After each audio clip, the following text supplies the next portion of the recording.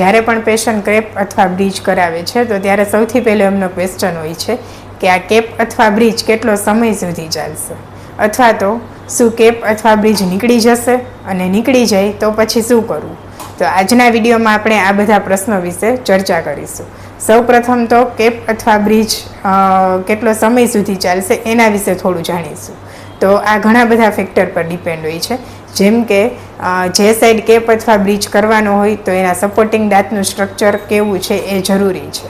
જો supporting દાંતનું structure ખૂબ ઓછું અથવા તો નાનું હોય તો કેપ અથવા બ્રીજ વારંવાર નીકળી જવાની શક્યતા રહે છે. બીજું કે કેપ અથવા બ્રીજ ફિટ કર્યા પછી પેશન્ટ કેવું ઓરલ હાઇજીન મેન્ટેન કરે છે એના પર પણ ડિપેન્ડ છે. જેમ આપણે નોર્મલ દાંતની સફાઈ કરીએ છીએ તેવી જ રીતે જે સાઈડ કેપ અથવા બ્રીજ લગાવેલા હોય તો એનું ક્લિનિંગ પણ એટલું જ જરૂરી છે. જો વ્યવસ્થિત ક્લિનિંગ મેન્ટેન કરવામાં આવે તો કેપ અથવા બ્રીજ ઘણો લાંબા સમય સુધી ચાલે છે.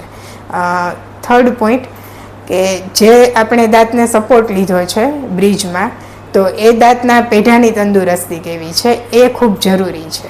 જો પેઢાની તંદુરસ્તી સારી ન હોય તો સપોર્ટિંગ સ્ટ્રક્ચર વીક થઈ જાય છે, તો જેના લીધે કેપ અથવા બ્રીજ વારંવાર નીકળી જાય છે, અથવા તો કેપ લગાવ્યા પછી પેઢા નીચે ઉતરી જવા એવા પ્રશ્ન થાય છે. તો આવી કન્ડિશનમાં કેપ બદલાવી જરૂરી થઈ જાય છે. ઘણીવાર પેશન્ટ એવું કરે છે કે જેમાં બંને સાઈડ દાંત હોતા નથી, તો કોઈ એક જ સાઈડ કેપ અથવા બ્રીજ ફિક્સ કરાવે છે.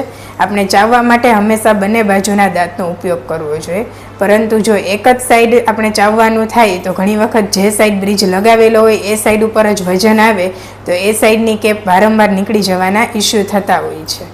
લાસ્ટ બટ નોટ લિસ્ટ કે તમે કેપ માટે કેવું મટીરિયલ સિલેક્ટ કરો છો એના પર પણ ડિપેન્ડ છે.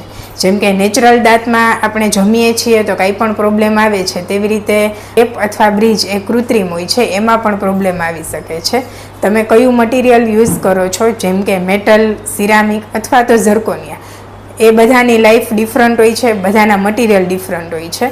તો તમે કયું ચૂઝ કરો છો એના ઉપર તમારું કવર કેટલો સમય ચાલશે એ ડિપેન્ડ હોય છે.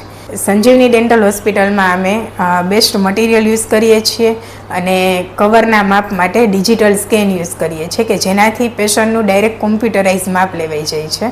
અને જે ઝર્કોનિયા કવર છે એની સ્ટ્રેન્થ સૌથી વધુ હોય છે અને આખું કેડકેમ ટેકનોલોજીથી બનાવવામાં આવે છે, તો એ કવરની લાઈફ સૌથી વધુ સારી ગણાય છે. તો તમે જ્યારે પણ તમારા પોતાના માટે અથવા તો ફ્રેન્ડ્સ રિલેટિવ્સ માટે કવર સિલેક્ટ કરો છો તો ત્યારે ઉપર મુજબના પોઈન્ટ આપણે ધ્યાનમાં રાખવા જરૂરી છે.